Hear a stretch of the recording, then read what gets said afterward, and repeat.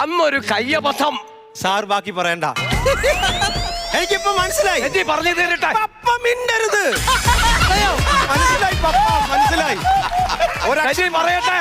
പപ്പ മിണ്ടരുത്.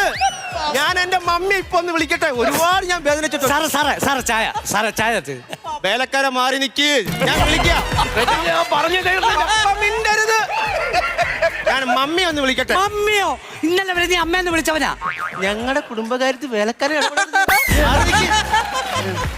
പപ്പ മിണ്ടരുത്. ഇനി രണ്ടെണ്ണത്തിന് വെച്ചുണ്ടാക്കി കൊടുക്കണല്ലോ. നിർത്തവിടെ. പപ്പ പറ. പപ്പ പറഞ്ഞ ഞാൻ കേൾക്കും. നീ പോയേക്കരുത്, ഞാൻ പറയുന്ന കേട്ടോളാം. പപ്പ.